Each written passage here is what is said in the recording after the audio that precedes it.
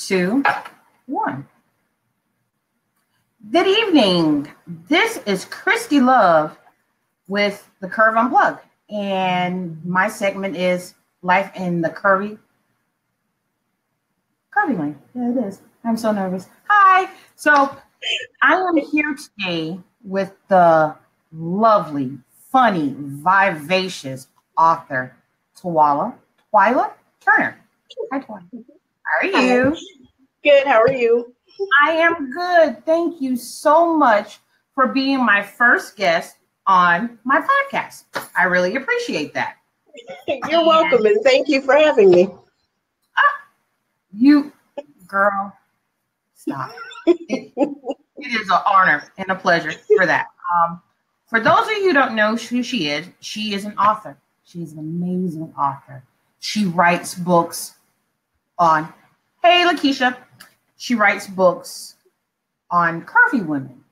And with us being on the curve, we always love to support women who support us.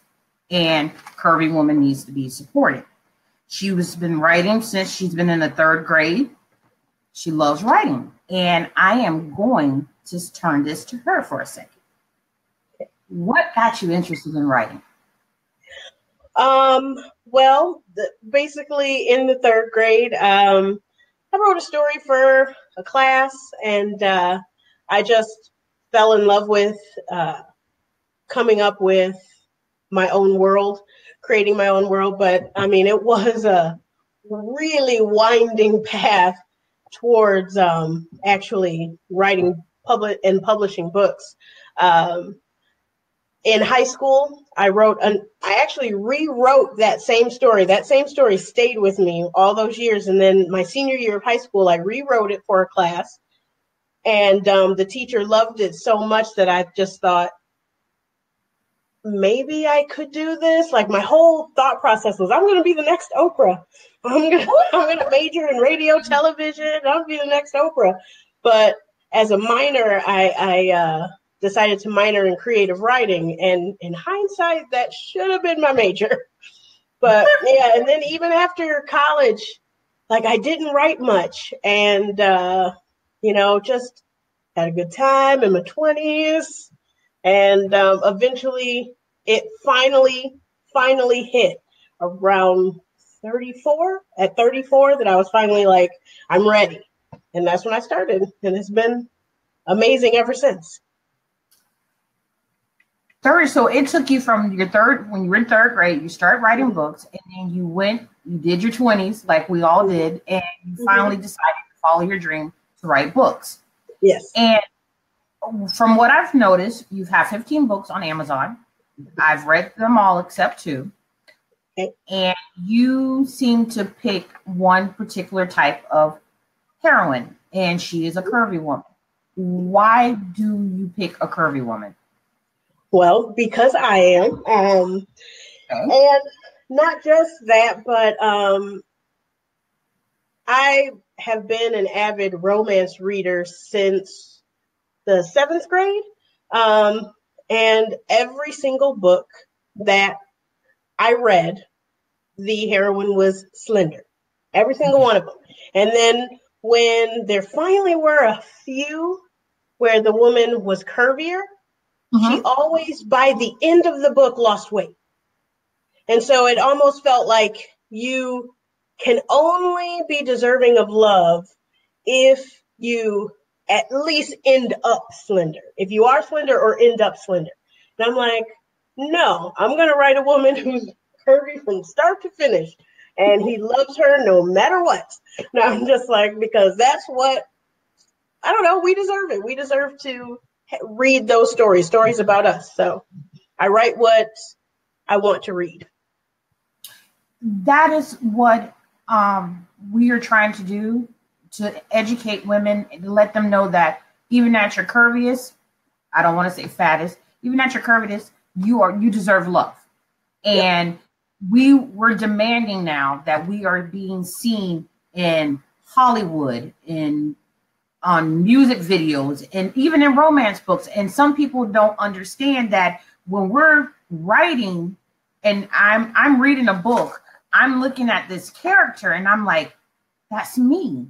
So if she can do it and she can find love like that, maybe there's a good chance that I can find love like that and not have to go on that 10-day smoothie diet, which I'm trying to do because I'm trying to do outfit. Right. But I don't have to because I'm good just the way I am. Mm-hmm. Exactly. I've also noticed that your males in your books, they are alpha males. Describe to me a typical alpha male. Well, like I like a man who knows what he wants and goes out and gets it and does not care what anyone else thinks. Like that's a big thing involved with, a man, because society, if a man looks a certain way, there's no way in the world that he could date a curvy woman. So that's what society tries to tell us. And I'm trying to flip that around. Like, I don't think so. Any type of man can love a curvy woman. And I believe a lot of men do. They just don't want to admit it. So my heroes, they admit it. They love their women. And you got to kind of be an alpha male, to go against society and what people tell you is right or wrong. Just strong, protective, but without all that other bad stuff that, sometimes an alpha male can be, like overbearing, overprotective, that kind of thing, demanding or whatever. Like, I like my alpha males a little soft and smushy on the inside. A little small. Oh, a little soft and smushy. Hard on the outside, but he has a heart on the inside for that particular curvy girl. Yes, exactly. Where can you find them? Is there a website? Is there a state that the curvy girls can go and try and find them at? Because you write them. I've looked at your characters, and you can basically, when you read your books, you can basically put yourself in it, and you can feel it, and you can taste it, and you can smell what you're writing because you're very descriptive. And I'm like, I'm actually there. And then by the time I get to the end of the book, I'm like, what website can I go on to find him? Because I have yet to find this particular book. And you guys are making it very hard for us curvy women out there to find these men. Yeah. So is there a particular person that you are using as your muse? You see, I put the muse in there as that you base your characters on. Well, I mean, there's not a specific man, because right now I am currently single. There's not a specific man or anything, but like as far as the muses for my heroes, I mean, sometimes they're actors, famous actors that I love and have crushes on or whatnot. And then other times they're just purely from my head. Or sometimes I do Google searches and put in the kind of description of the man that I'm looking for. And then as I scroll through, I'll find some really attractive men and use them as a muse. Also, Instagram is great for finding really great looking men to use as my mental muse. I do that often. Yeah, but Instagram, yes. Speaking of Instagram, make sure you follow her, and you're following her at a Novels with Curves. Novels with Curves at Novels with Curves. At Novels with Curve, and me at Christi Love 06. And I shouldn't have to say this, but Curve Media Group, because all of you should have followed us on Curve Media Group. But if you haven't, you know what you have to do before the end of the night, right? And subscribe to our YouTube page, Curve-Unplugged. So back to your males. One thing, I'm just going to say this, and maybe you can help me. Okay. I like the chunky bears. And I noticed not all of your characters fall in that. Is there a particular reason that we're not using? I did do a novella where there was a chunkier male. His name's Bo, and he got a very warm response from readers. A lot of readers loved him. And it's not like it just kind of, a lot of them I'm going off of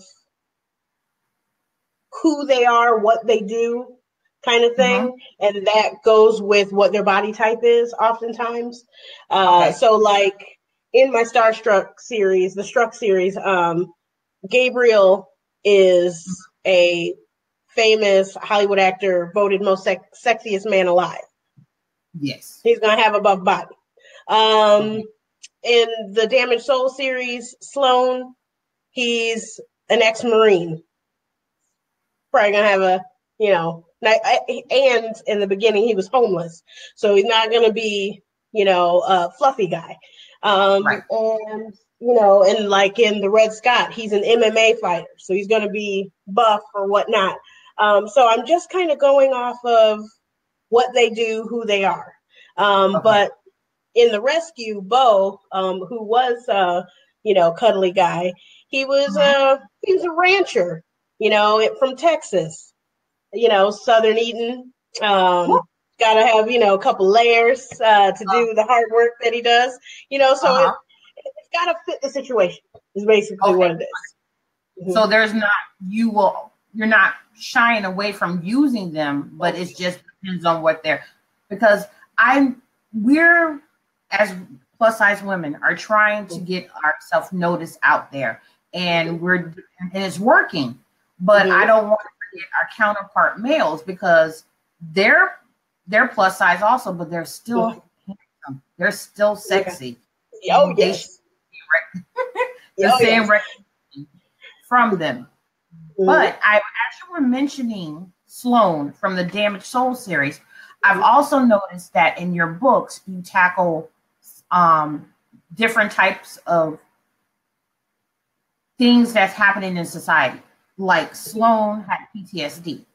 When you're doing that, is it because you had somebody or are you just tackling what's in the news at the time, and you think that it gets the recognition that you're giving it? Yeah, it's usually the latter. It's that it's in the news. It's something that I heard. Like I currently live in Arizona, and around the time that I wrote the Damaged Soul series, there was a lot of issues with like the VA hospital and veterans not getting the help and care that they needed. So that was kind of in my head. And so it was just like, I wanted to write a story about a veteran suffering from PTSD.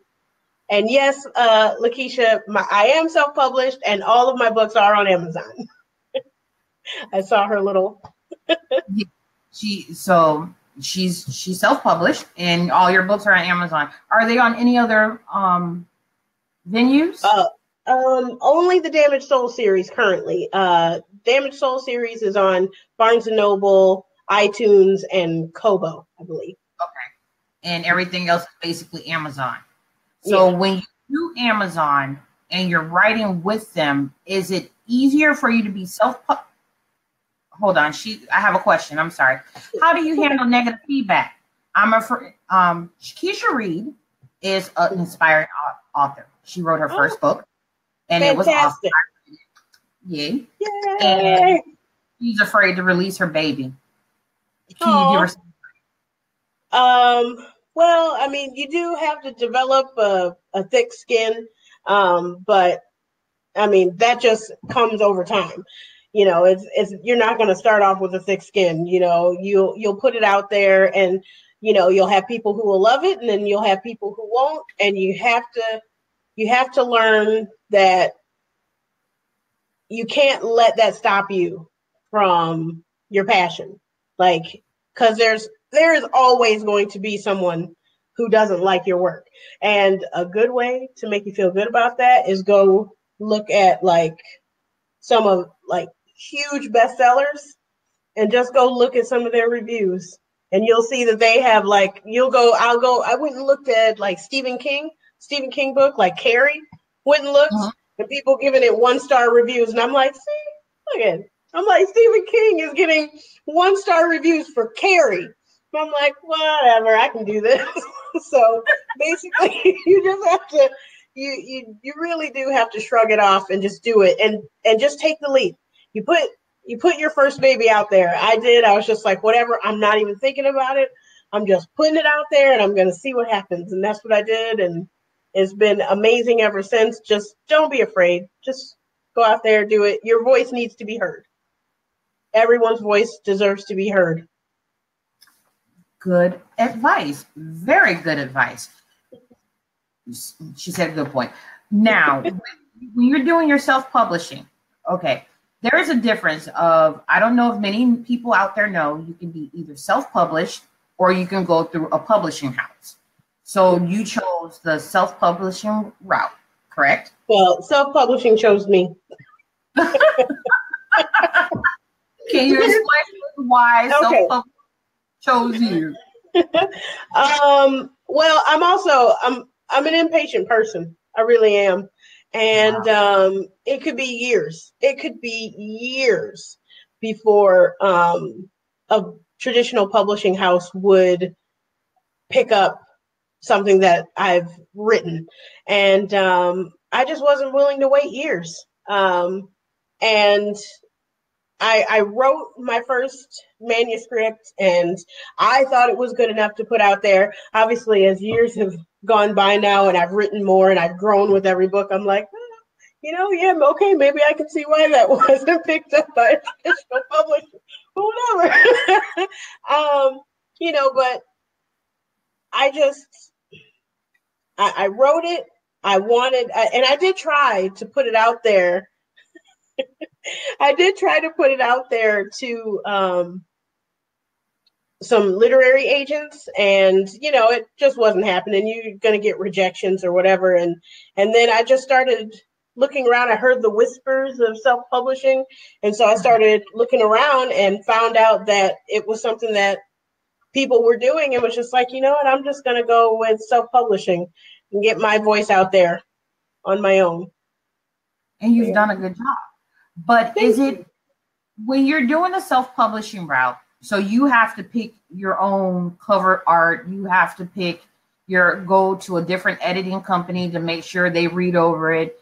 And is there like certain steps that someone who wants to be a self-publisher should do first before they just go out, or do they write what they do and just send it out and just hope for the best?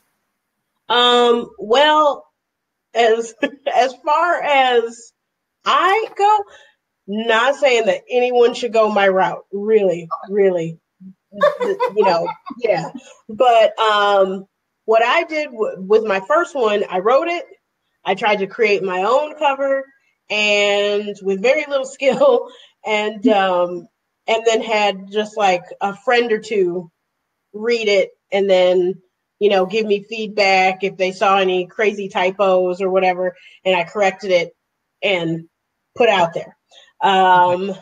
Then like the covers currently on my first novels were done by a friend that I made that at a job that I worked at. And she's a painter. And so she did those for me and redid my first one because the first one was bad. But over time, I have learned how to use the program. It's called GIMP, and it's kind of like Photoshop, but free because I'm cheap. I've learned how to use that. So like I have 3 or 4 covers that I did by myself. Like this last book, I did that cover completely by myself. Like I went and got stock photos. I purchased stock photos and I created it all by myself. And then I used the program Grammarly to help me edit, as well as a team of amazing beta readers. But a lot of people, editing, going to a professional editor is the way to go. I'm just really cheap. And so instead, I try to be extremely thorough, and I probably am still not, hitting the mark, but I try to be extremely thorough when editing since I am so cheap. It's not cheap, it's frugal. You're Okay, frugal. yes, I'm frugal. Frugal. Sorry. So when you're doing your own covers now, I've noticed a trend. First of all, let me let the audience know she writes interracial romances, and I've noticed a trend lately that, especially with curvier women or even interracial in total, all their people are currently just putting the man's picture on the book. And is it because there's not an, since you write for curvy women, is there because they're not an ample enough models for you can put on your cover that will fit the character that you're looking for? Or is it that you just want to gear it towards the men picture because there's just so more pictures of men out there? It's a little bit of both, but mostly no photos of curvy women. Oh my gosh.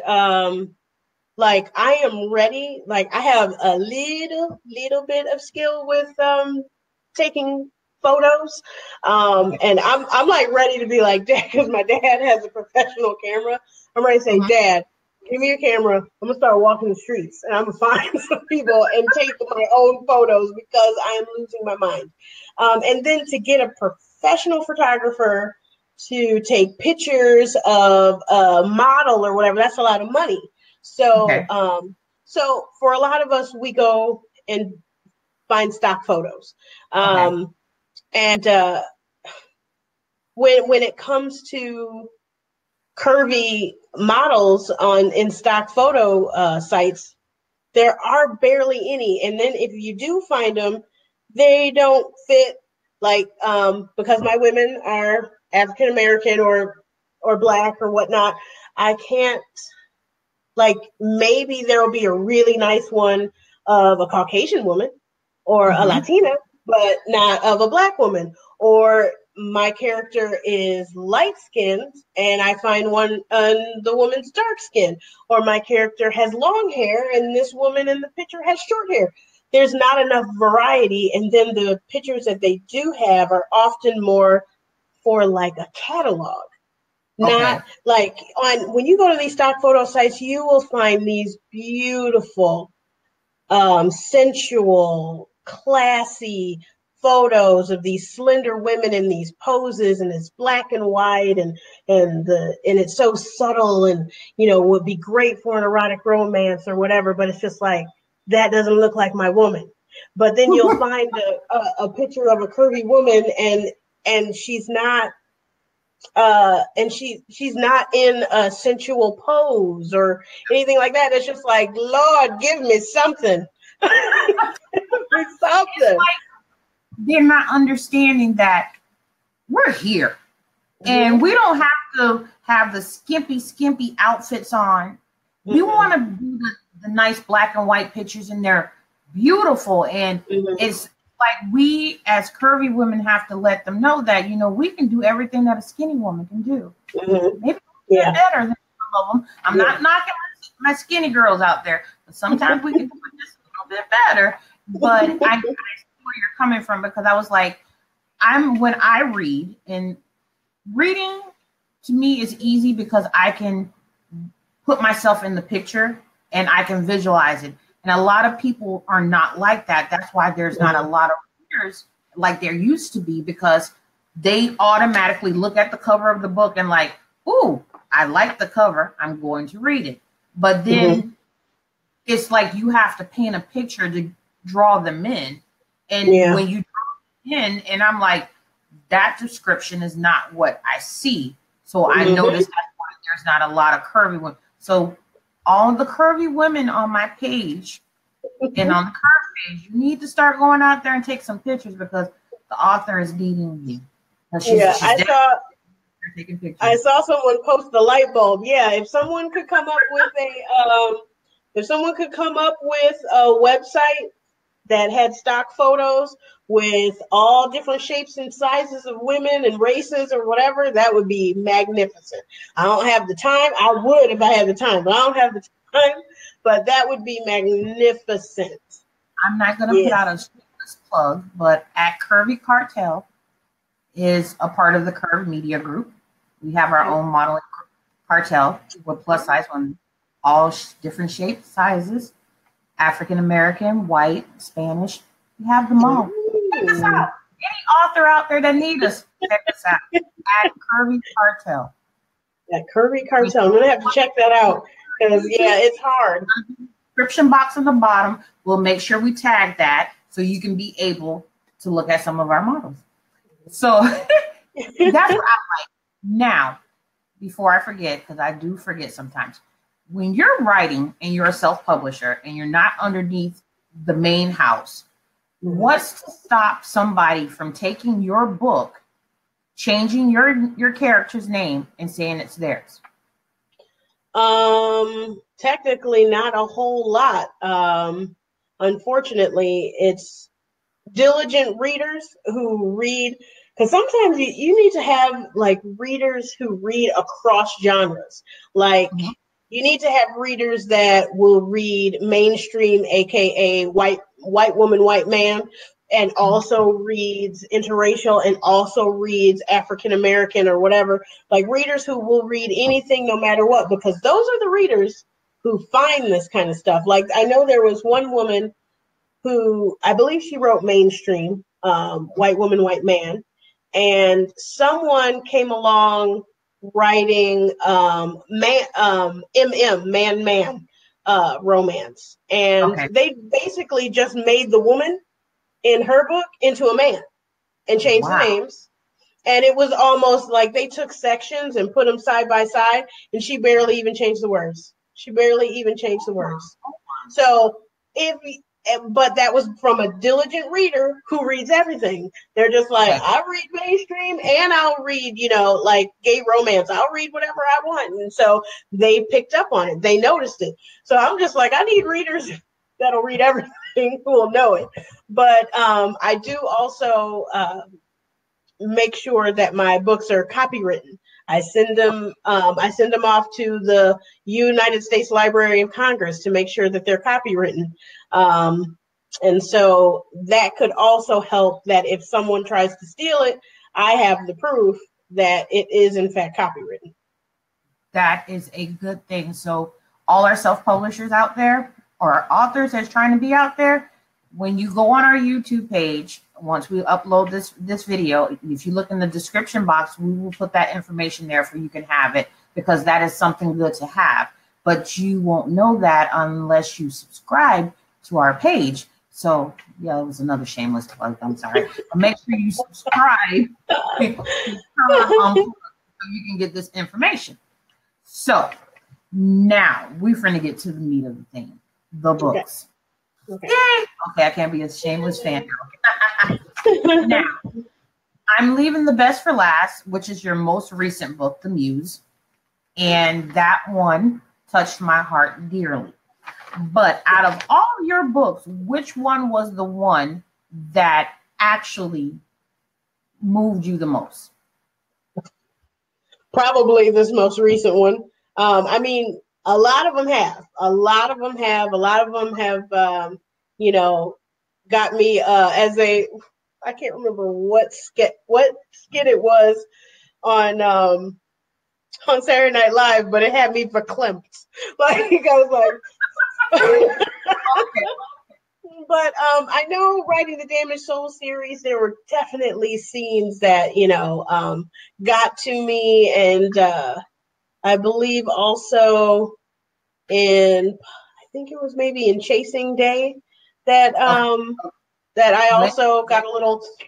But yeah, there's a couple of them that really will get me emotional. But this last one, I was like, if it wasn't for the fact that my parents were in the room, I would have been a sobbing mess. But instead, I was like, type.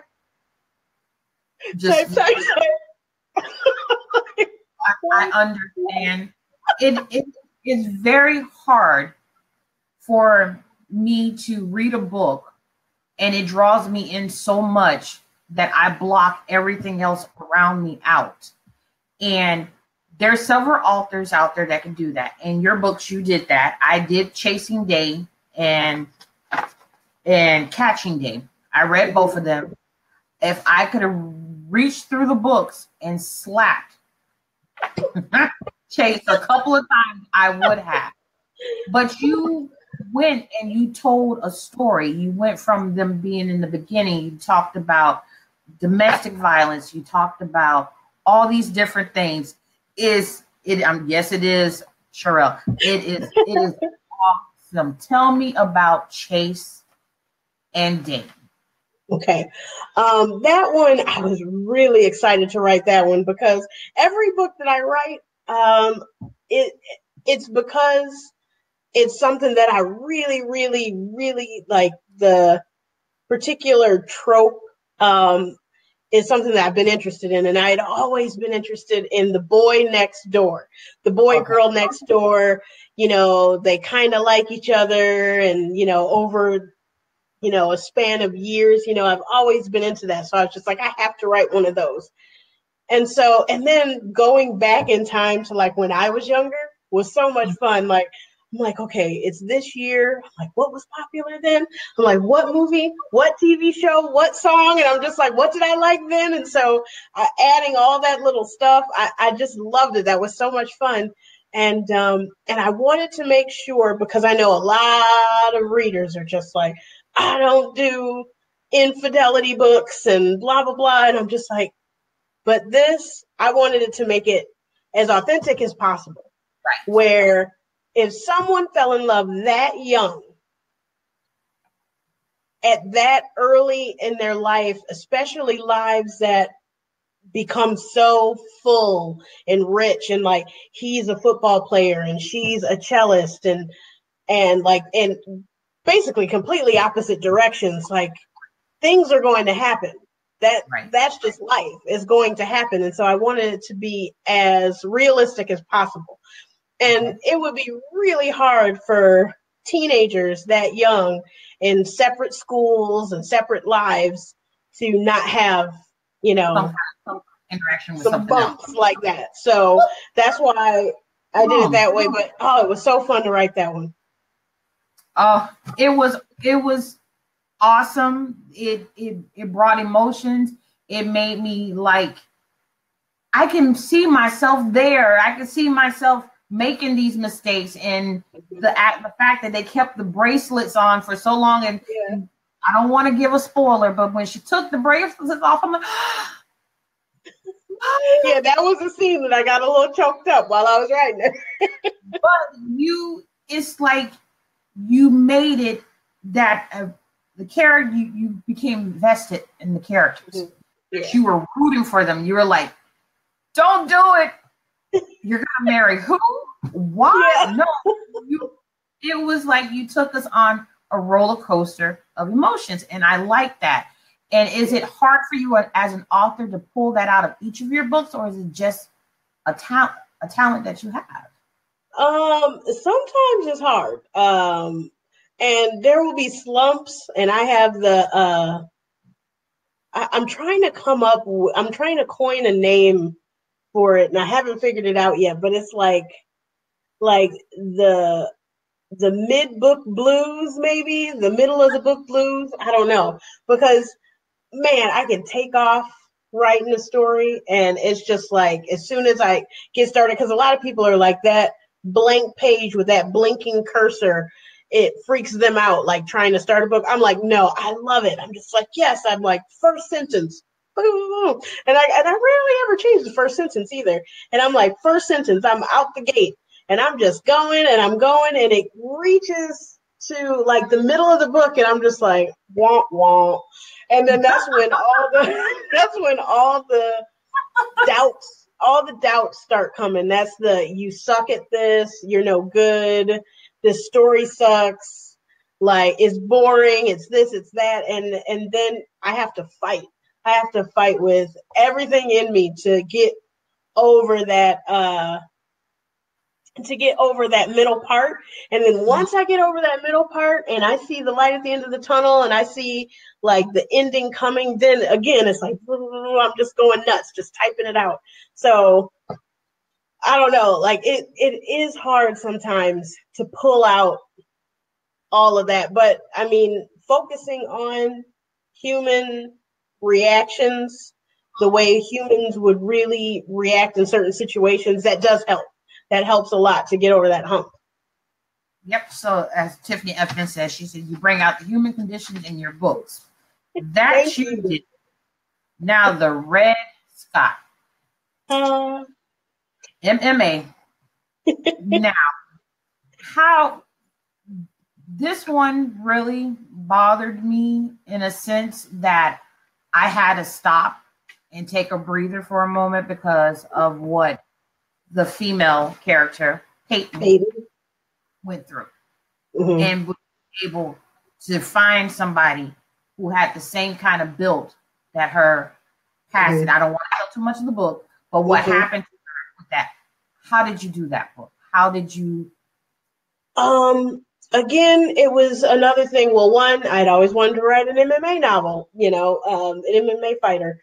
And so, but I wanted to like flip it.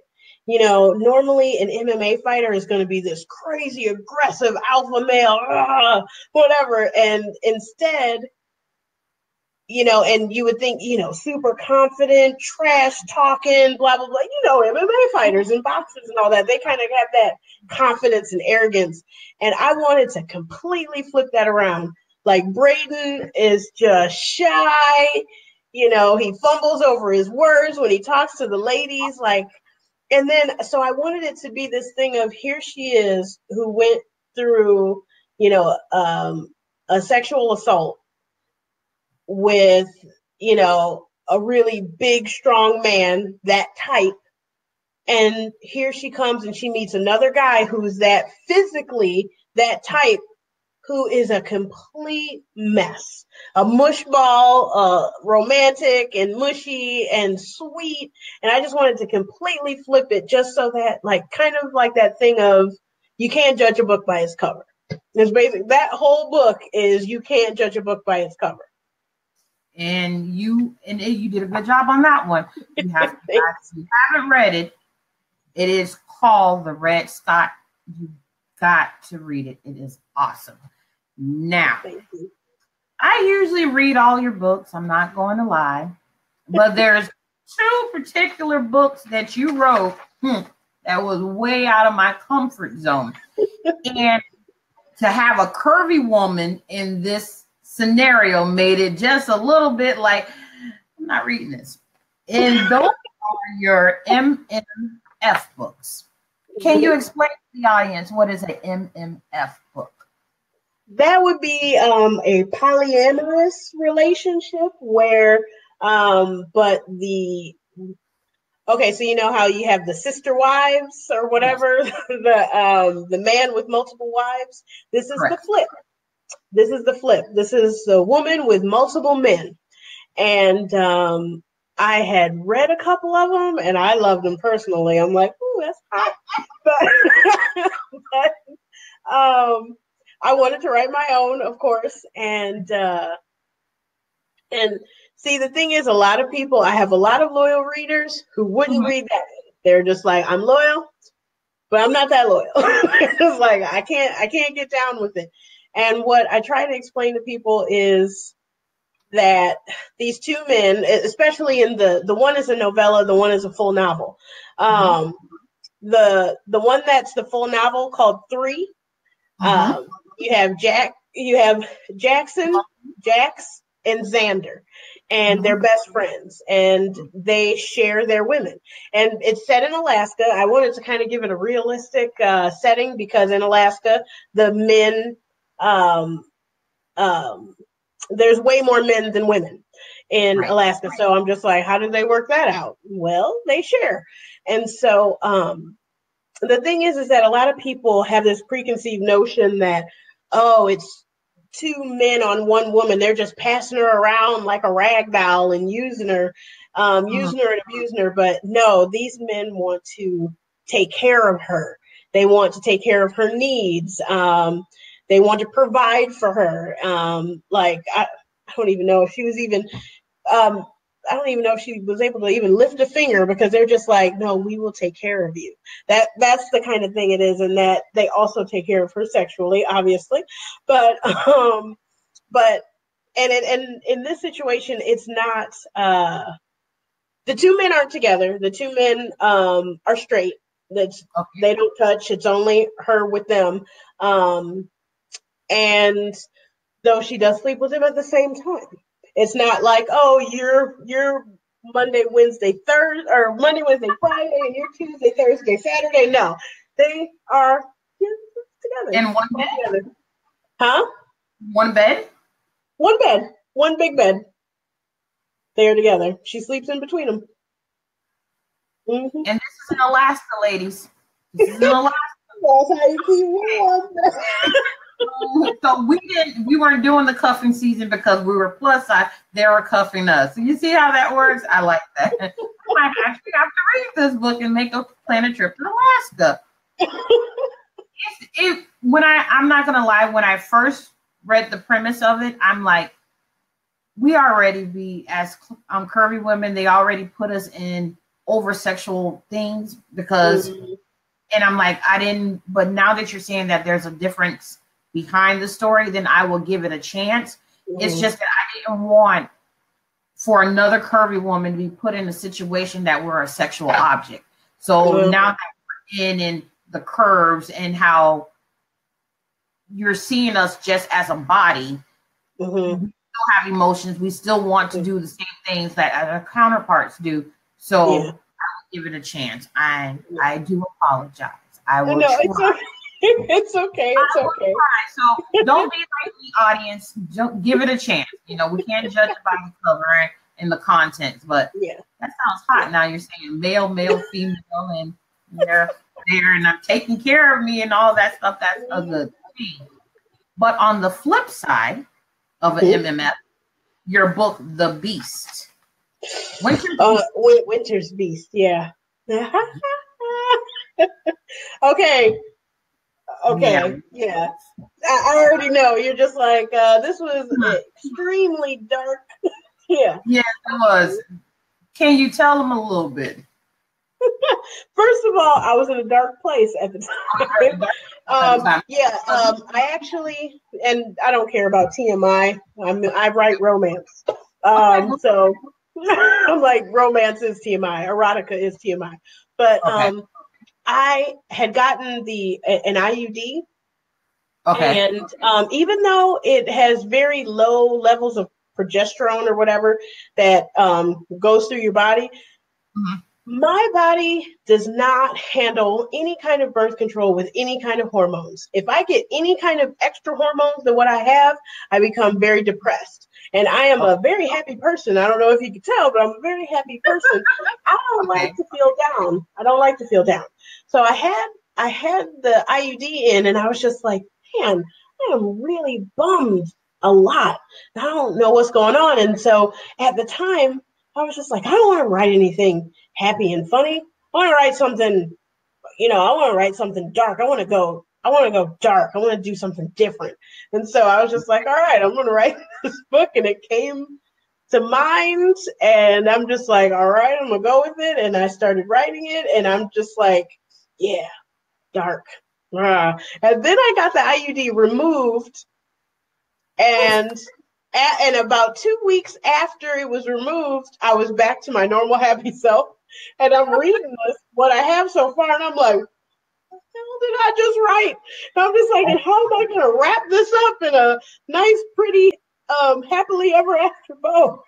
So I don't even know if you could tell, but you might be able to tell where I came out of my darkness and came back to the light. Okay. But even still, I'm still really happy that I wrote it because it was different for me. It tapped into something that there is a part of me that's very interested in.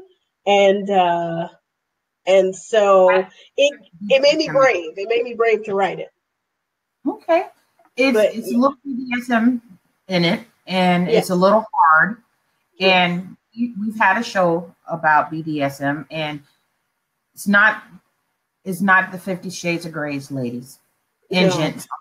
Okay, this isn't regular BDSM. There's like BDSM elements to it, but I wouldn't say it's fully BDSM. This is just, there's three main characters. There's the heroine, who is Winter, who has albinism. I try not to say albino, but I know so that people understand what I'm talking about.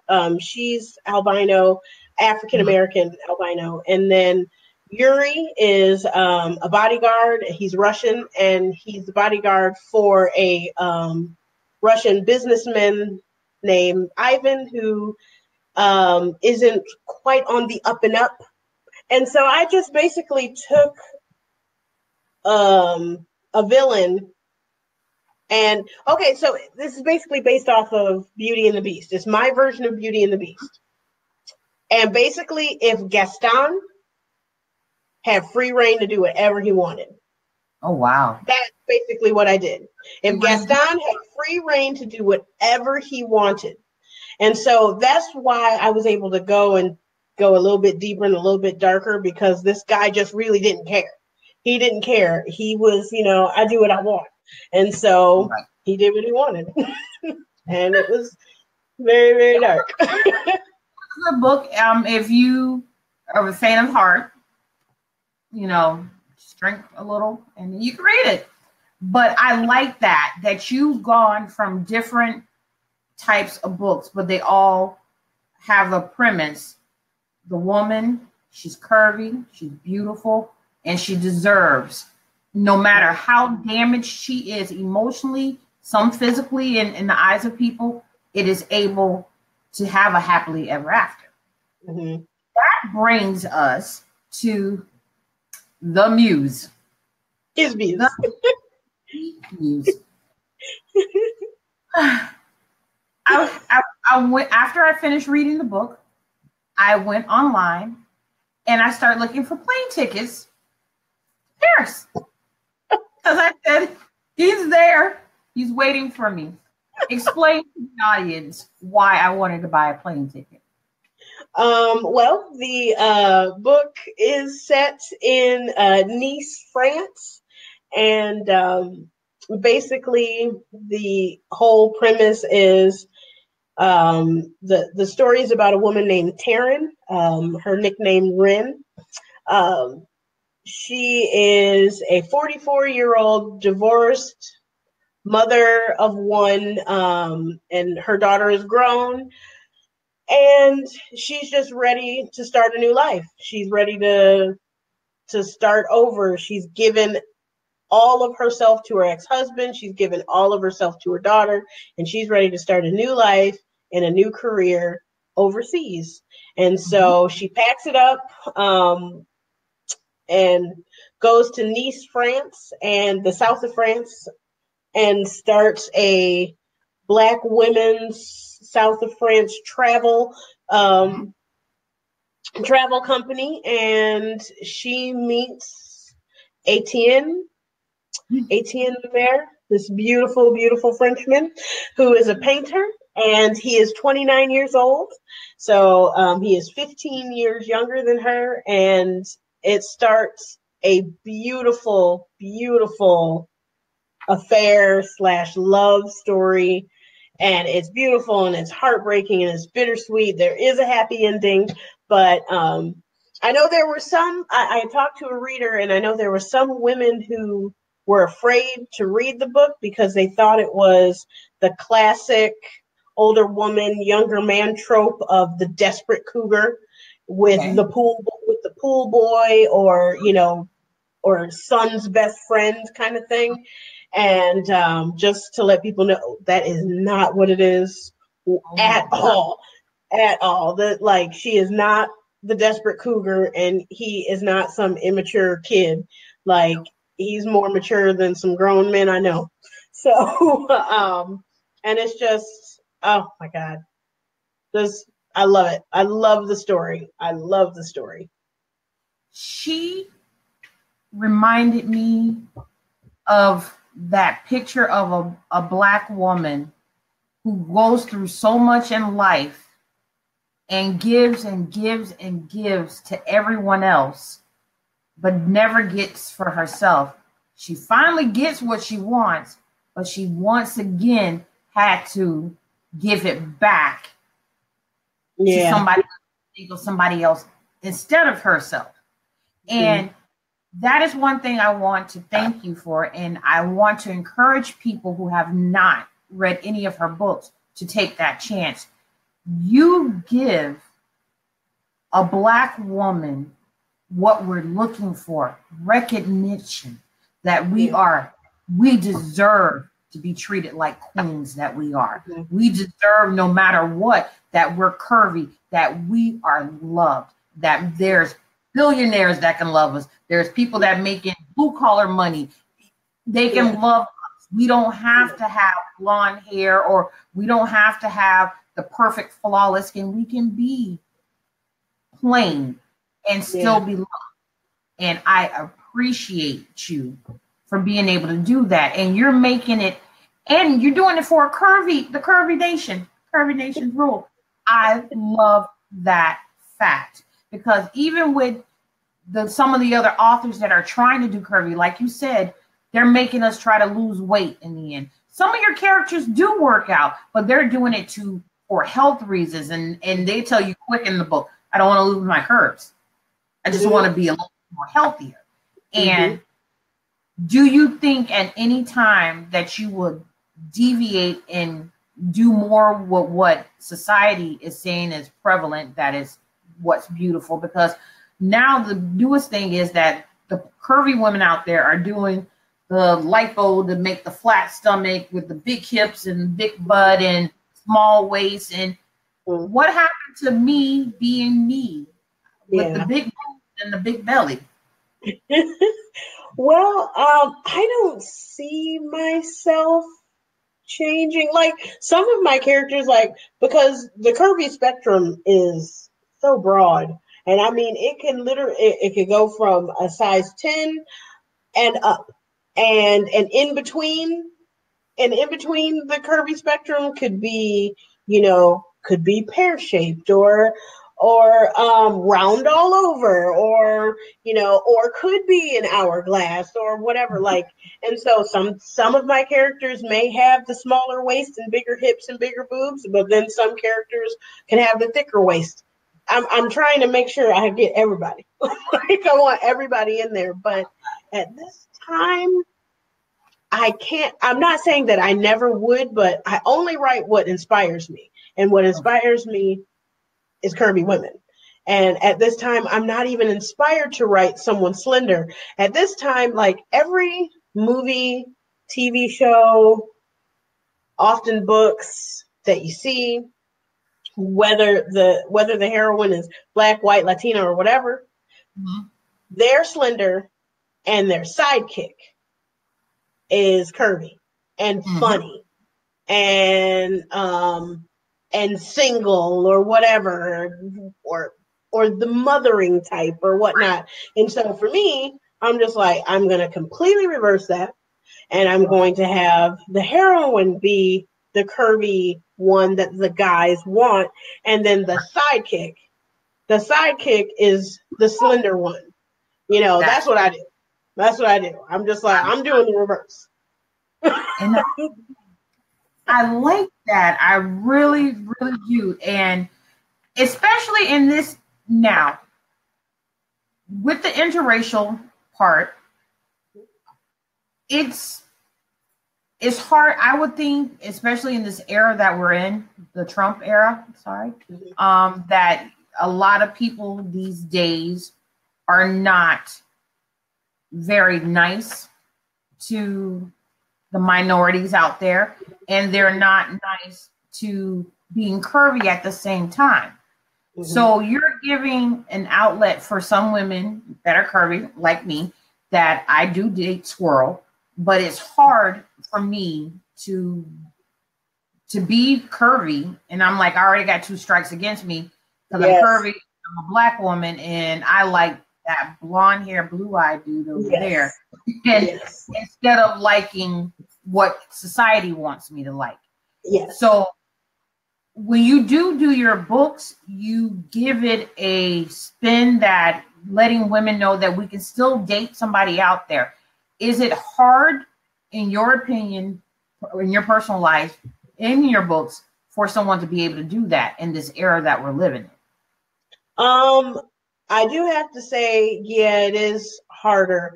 I can't be too sure of it all because of the fact that I don't leave my house that often at this point because like where I live, I live in Arizona. I'm not from here. I'm originally from Illinois. And once I got here, like I didn't make a whole lot of friends, at least not close friends that I hang out with a lot.